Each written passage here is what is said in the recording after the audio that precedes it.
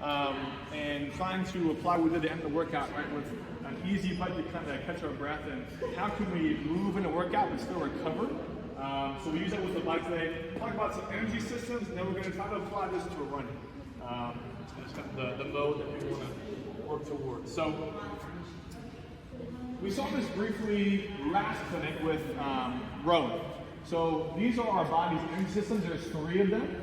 And they work depending on like what we're doing and how long we're working for. So if you look at the blue one, the left side is percent of energy used, and then as we go further out from left to right, that's the total time. So the blue line, which is ATP, is like very short bursts of energy. Think about like 100 meter sprint. I'm going to sprint as fast as I can for 10 seconds, and then be done. Right? So when we do that, our body uses this thing called ATP. It's just stored energy in our body to get that work done. Okay, so we do some of that in CrossFit, not a whole lot, right? Maybe like a bike sprint or a sprint outside, but mostly we work in the red line, which is glycolysis, which is when we use carbs. So we eat, fruits and veggies, potatoes, all that kind of stuff. We store energy in our muscles, and if we work from about 10 seconds on to like 2 to 5 minutes, so think about like Fran or interval workouts, right? Burning carbs in that process. The goal for today is to work on the green line, which is our aerobic system. So this is like a long run, anything over 5 minutes. So today's workout, for the slam balls, bike, that kind of stuff, was very aerobic. Heart rate, it's like I'm out of breath type workout, right? So with that phase is happening, we're burning fat in our body, right? So fat is a really good energy system because if you eat fat, it's higher in calories than protein and carbs. It's 9 calories per gram. So we eat a lot of calories energy. So when we work out for a long time, we burn fat. It's a good thing. Okay. So today we're going to kind of leave the red zone out of it because we do that a lot in CrossFit. We're going to work on the blue and the green. So the 2 extremes, really, really fast and pretty darn slow is the goal for today. Because the more that we train those 2 systems, the better we get at what we do. I remember whenever I ran track in high school, I ran distance. I ran the mile and the 2 mile and like longer races. And one day I did a track workout, I think like, I'm in really good shape. Like I can run far, this will be easy. So I'm gonna sprint really short distances. And it was like the hardest workout ever because I wasn't used to running fast. My body was like, I'm freaking cooked because I wasn't used to working the blue system. I was only doing green and on, right? So if we only do green and on, only do red, whenever we see blue in a workout, or whenever we see, if we only do blue and we see green, we're in trouble. So we want to train all these different paces so that when we see it in the workout, we're like, okay, I can do this and I'm good to go, okay? So that's the goal for today. So we're going to start up top and we're going to apply this in a workout. So before we do the workout, we need to find 2 things. The first is we're going to find 2 paces. So super slow and then pretty fast, okay? So your slow pace, which is going to be that green line pace, so oxidative, is a pace on the bike you can hold for an hour. I'm on a bike for an hour, I'm just going to cruise, and I can hold the same pace if I was going to bike for 10 seconds to an hour, right? So it's pretty slow, right? When you do that, we're going to look at the cadence in the bike, so how many times the bike turns over, and also how fast we go in 2 minutes. So usually when we do it for 2 minutes, it's going to be a little bit faster than we normally would for an hour because it's kind of hard to tell like how long can I hold this pace for, but that's the goal. So we're going to hop on a bike, and if you want to whiteboard to write down how far you go, the cadence that probably would help. I'll get you a marker too. But you're going to bike for 2 minutes at a really, really easy pace, or a pace you think you can hold for an hour. And when 2 minutes is up, I want you to look at the overall cadence you had, so probably between 40 and 60, somewhere in there, and then also how far you travel in that 2 minutes, okay? Cool. So you can find a bike, you can get a whiteboard and marker, and when you're done, write down your average cadence, and then the second pace we gotta find is now going back to our graph from the last slide.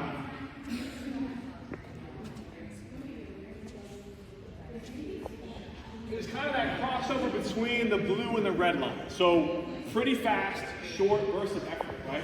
So now we're going to do a 30-second bike at a hard pace. Almost as hard as you can, right? And all you want to worry about this time is just your RPMs, just your cadence. Because this is going to be the goal cadence, the goal RPM you're going to use for the workout whenever we do a brief bike sprint in the workout, okay? So 3, 2, 1, go. 30 seconds, hard pace. and just look down and try to find your average RPM for that bike sprint. Go ahead.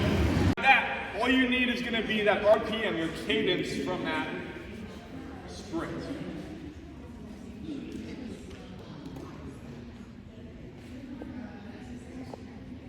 So now we have these two paces, right? That's going to be our goal paces for the workout, and we have a little bit of data to kind of go back to see if we're hitting them in the workout, okay? So, the workout is going to be 3 rounds, 2 minutes on, 2 minutes off, so equal work to rest, okay? So again, when we're in that 2-minute working range, now we're back to our normal kind of blue to red that we work a lot in CrossFit, okay? So, AMRAP 2. On the bike, 8 cal bike sprint. And the goal is to hold close to that sprint RPM you just had. Okay? It might be a little less, it's a little bit longer, but that's the goal, to hold over that 8 cal sprint. Okay? When you're done with that, I'll put cones out, we'll have a little box. You're gonna jog 2 chocolate laps, easy jog, right? And then with the time left in the 2-minute window, you'll grab your dumbbells and you'll do a max farmer carry around. So it shouldn't be too heavy where like the grip is a problem. It's just a thing we can do to kind of see how far we travel in that 2 minutes. We might get a lap, might get half a lap, whatever it is. Okay? So after 2 minutes, we'll have a 30-second transition. We're gonna hop back on the bike. Then we're gonna do a 2-minute bike again, and we're gonna try to hold the hour-long pace that we found first. Okay? So you have your distance traveled, and you have that slower cadence, that slower RPM. Okay? And ideally, if we're holding that pace, we should be able to catch our breath, recover, while we're still moving. Okay?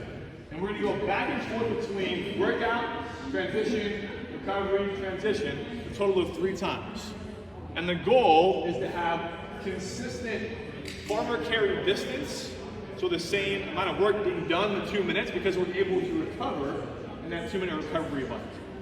So 2 things you wanna write down is your score for the workout, like how far I got in my laps, okay? And also, how far did I get in my recovery bike? Because then we'll know, am I able to tell, I know I can recover at that pace, or when I'm in a workout and I need to recover, I'm not getting as fast as I thought I was in that first recovery bike, right? I might be a little too hasty in my ability to think I can recover at that pace. Does that make sense? Okay? So when you're done, we'll get workout, score, 30-second, write down how far you got in your workout. We'll do our recovery bike.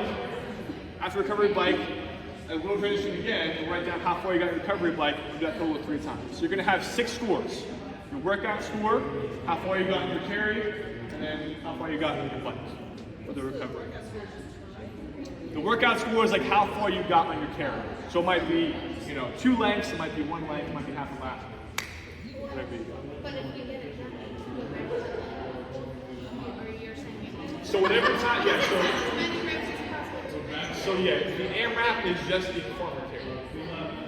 So it's a 2-minute window. So 8 cal bike, jog 2 laps, and then carry the rest of that 2-minute window. So not really anything. Okay. And what we Moderate, yeah. Okay? So guys, get your dumbbells out. I'm gonna put cones out, and then we'll start together in about 2 minutes. Okay? Laps for how many lengths you got, okay? So round 1 is the bike. Get ready. You're gonna hop on the bike. We're gonna do our 2-minute recovery bike at a slow pace of 10 seconds. And rest. Okay. Now in transition, write down your distance from that slow bike and compare it to your test. Is it about the same as what you thought your hour-long pace could be? How is it doing again? Goal for this round is, remember, hold your fast bike cadence, and we'll compare distance now. Did we recover in that short bike? Okay? Well, I don't have fast speed. I just have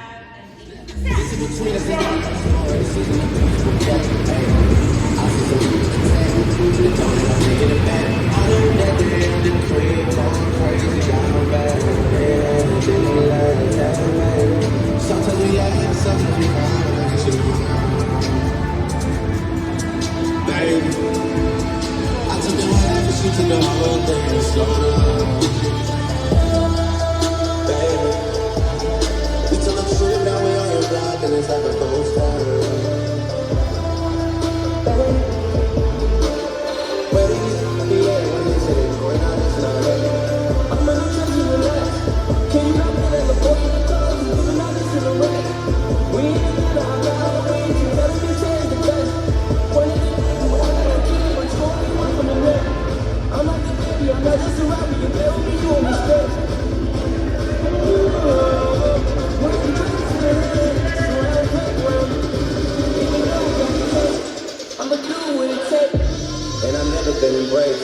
And I'm money for that, so I can get on his face right now. I know that there is a truth going crazy down there with the I feel like something on the beach. You wanna pull up on my honey with the heat. I don't know about you, I don't know about me. I'm so shiny, I'm like. Right. So again, all we care about is how far did you carry? Right? How many laps did you get? Was it similar to that first round score? Okay. Now we're going back to our 2-minute recovery bike. Hold that slow hour-long pace. We're going to go in 10 seconds.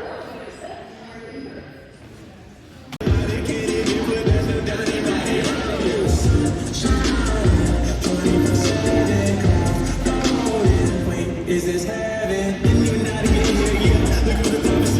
Press. All right. All we care about is that distance on our bike. How far do we get in our recovery? And again, we'll compare that to our test and then also last round too.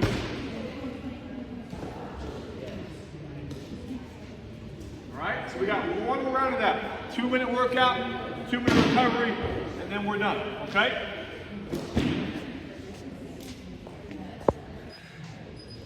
All right, we're going right back to that AMRAP 2.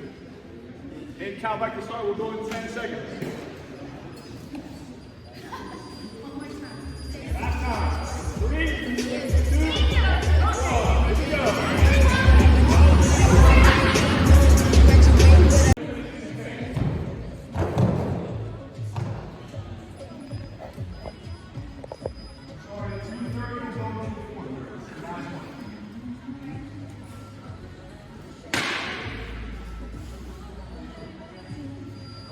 Hold that slow RPM. 3, 2, 1. Last one.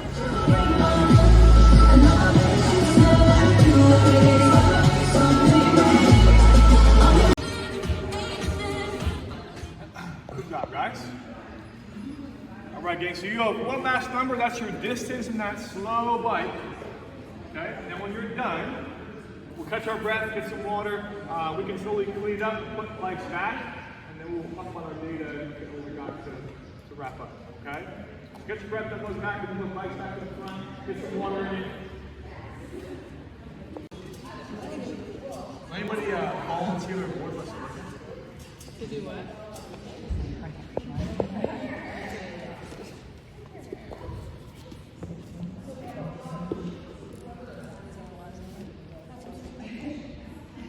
All right, so is this your... That's my distance. For the fast one?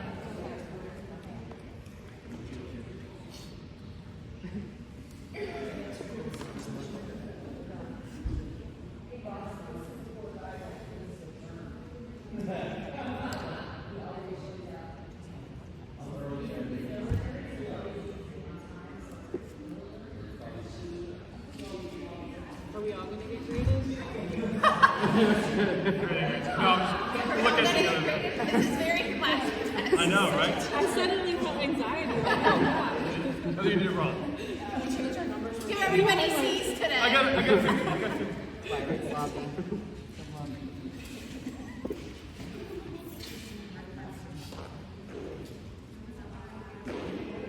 All right. So guys, what we want to compare is the laps you had for your carries, right? And also the distances of your slow recovery bike. So, right, that's okay. You got it. You got it.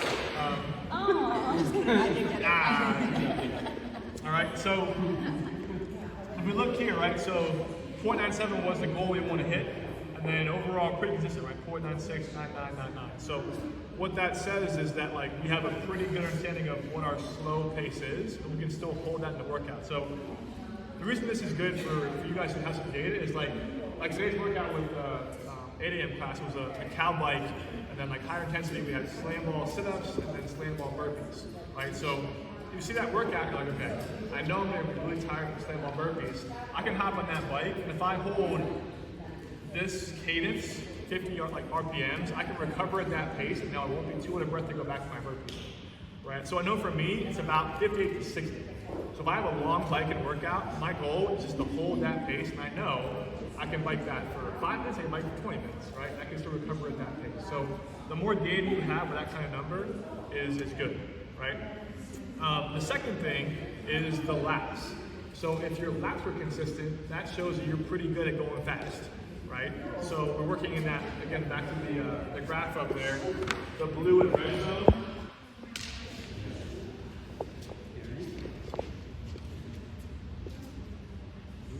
And the reason we did the carry is that usually whenever you carry something or walk, like everybody has a normal walking speed that you walk, right? So that was a good way to test, am I able to hold that first bike sprint pace?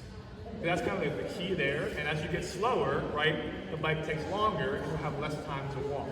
So if I did like 2 laps the first round, and then I did 1 lap and then half a lap, that shows that I'm not very good at going fast, but I can still recover, but I can't hold that hard bike pace for a long time, right? So that shows us that if we can hold that same pace, we need to do more work than that blue to red zone. That's me. I hate going fast. I have a good slow pace. I can work out for an hour. I work out like Fran, within 2 minutes, I'm like, I hate this, I'm really bad. So for me, I need more work. And that goes back to the track story, right? I was really good at running a long time, but when I had to sprint, I was totally cooked. Yeah. That's me. I could literally stay 80% for an hour and then still have more in the tank, like 90. Yes. Yeah. So what do you have to do? Because I need to do the opposite.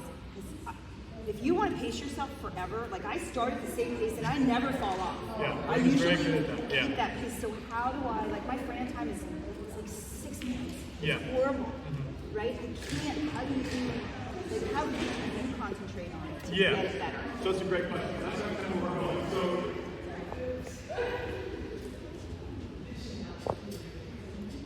the next question is like, so I know what I'm good at, I know what I'm not so good at, right? And usually we're all, pretty much everybody here is pretty good in that middle zone, right? 7 to 15 minute workout, I'm doing okay, right? Longer than that, like Murph, might be in trouble. Shorter, Fran, I might be in trouble, right? I'm not so good at going fast or slow.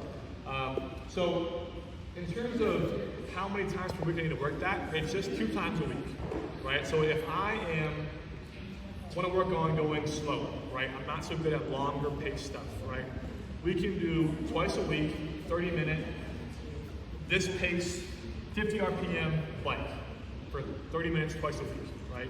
And that volume of twice a week at that pace will help you to build that engine that you need. That when you see a workout, and I have a cow bike, I can hold this and know I can recover. Twice a week, that's it, right? The same goes for a sprint workout, right? If my Fran time is really not great where I want it to be, we need to work faster pace stuff twice a week. And that can be pretty short, right? That can be, I'm gonna work some light sprints. I'm gonna try to hold my sprint pace, 75. I'll do intervals maybe 3 or 4 times. Work that 2 times a week, and it's gonna help, right? Would you do like a minute interval at that fast pace? Like what is the...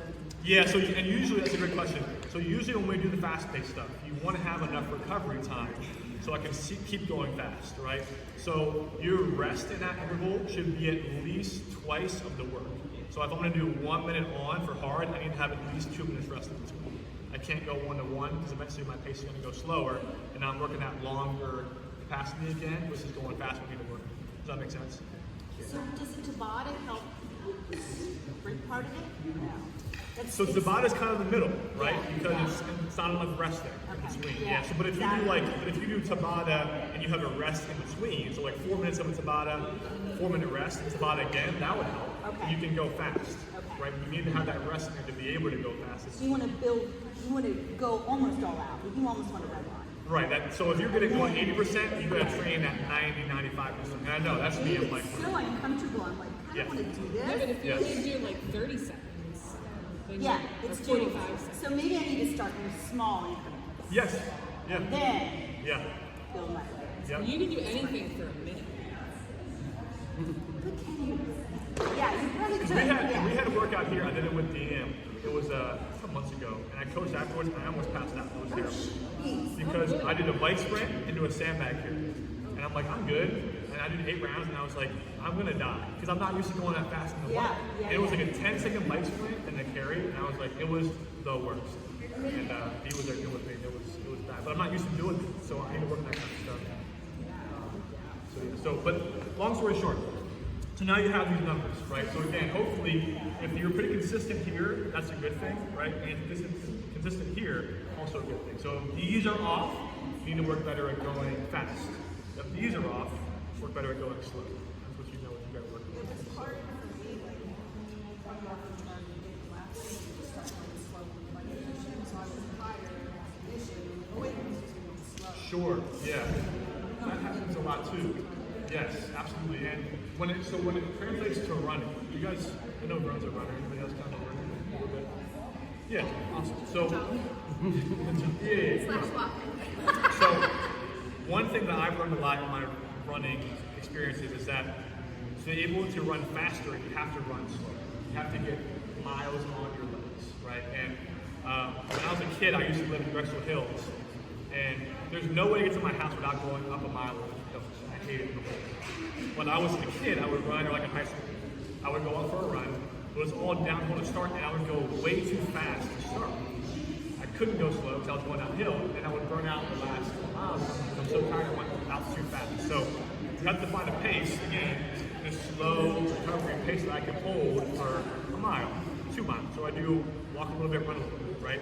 And the more time we get at that pace, then we get more capacity, now we're getting more fitness and so forth. But if we always hold a fast pace, we're holding for so long, right? Then you can't get volume, you can't get fit, right? So you have to learn to go slow. So, yeah. But oftentimes, like in a workout, that if we start on the bike, right? Like today, the 15-cal bike, you start the workout. I'm sure that bike was faster than the later ones because you're kind of fresh, right? We got to learn to, okay, I don't want to be tired later. Pull back a little bit in the bike so I can go faster.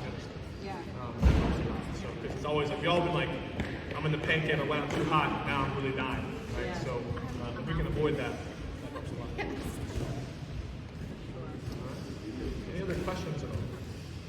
So what's the answer to that question? What's that? That's Yeah, so again, 2 times a week, right? If I'm trying to get aerobically longer running fit, twice a week. 30 minutes is ideal if I can, but again, holding our slow, it's called zone 2 pace. If your heart rate monitor, it's the zone 2 of your heart rate. Conversation pace. I can bike and still talk daily while biking, right? That's a great pace to have. If I can't talk, never do that. I can't do that. yes, well, I can still dance on the bike, I'm doing okay. If I can't dance, I'm going too fast. Yes, so twice a week. The same goes for the sprint stuff, right? If I want to get better at sprinting, it's got to be twice a week. Mix it in a little bit. Again, that can be shorter, but interval work, 1 minute on, 2 minute off for 3 rounds. It's great stuff. It can be in a bike, it can be a rower. Yes, it could be even a workout, right? It can be, you know, I'm doing like today, the burpee slam ball, something that gets you out of breath. So you're saying build more endurance, go slower for longer periods of time. Correct. 2 times a week. Yes. Yeah, 30 minutes is kind of that magic number. If you can do 30 minutes, that's a good place to Like start. your Thursday workouts, you want to do those 2 times a week. basically. Right, exactly. I That's don't what we want to do do at once. Thursday workouts. Exactly. Yeah, right? But that's how you get. Yes. And the last thing I wanted to point out, that's a great point. The reason we do Thursday long workouts is because if you did CrossFit, that middle zone every day, one, you wouldn't get better at this fast stuff and the long stuff. You'd also get burnt out pretty quickly. It's really easy to get burnt out. And when I was back to running, so there's a big rivalry between Sleepcliff and Redland when it comes to running stuff. And I had a buddy that ran at Redland, and they would do like track workouts. So the fast zone, middle zone, twice a week, and that was it, 2 times. The rest was longer, slower runs, and that was it. And the race is 3 miles in high school. At Sleepcliff, we did the fast stuff like 5 times a week, and did slow stuff twice a week. And by the end of that 3-month season, we were so burnt out, and we got crushed by that. Because all they needed was twice a week to still go fast, but they were fresh enough to still beat us in those fast workouts. They weren't burnt out. So mixing that slow stuff, active recovery, fancy word, right? Works a lot. Zone 2 stuff twice a week is crucial to build fitness, but also to recover enough that I can still go fast. So that's really important too. That's what I learned in high school when I'm like, what the heck, working so hard? We were just so burnt out, you can't keep up. So mixing in that recovery is really important. So yeah, you would at least probably 1 day off a week, nothing, right? Twice a week of slow, like a CrossFit style workout, 3 times a week is cool. So when I look at the workouts, I'm always like, my burpees are always slow. Like I know I can hate so, but like I can go fast on the button. So that's what I'm like, okay, I'll make up my time. Sure. But that's today. That Well, it should depends be on the workout. It But depends. that wasn't a sprint. Right, it depends on the workout too. You know, like if you, I'm trying to think. I always look at it, okay, I know I can do this good and this fast, and I can't do anything else fast. So that night, Right, and we're all of our strengths too, but the way that we can work on that is if you know, so you said your burpees are always fast. like Super slow. Yeah. So, and I'm similar. It's hard to go fast on burpees. But if I want to work on going faster on burpees, we can toss burpees into that fast workout. We train twice a week. If I'm good on the bike and going slow or going fast, like then I know that's my strength, right? But what you want to work on is whenever you have your weakness workouts, I want to work on doing, 30 seconds of fast burpees and then rest 2 minutes. And then fast burpees, because you have to train that pace to be able to go fast. And that's the last piece there. Yeah, teaching the body to recover while moving. Stimulus equals changes. So today, when we finish a workout with the recovery bike, if you're used to doing a hard workout and stopping laying on the floor and being like, oh my God, you get used to that, right? When you're done, you're gonna need that to recover. Versus if I do a workout, I go walk a little bit, I can bike a little bit. You get used to that, right? And you can recover while you're still moving. You build fitness through that. So again, being able to get comfortable in that zone 2 helps to build that fitness. So I don't know if you can come into doing burpees, but you know what I mean? But it helps. So the lesson is the thing that you hate is what you have to do more of. Only twice a week. Okay. That's it. Just 2 times a week. I think I got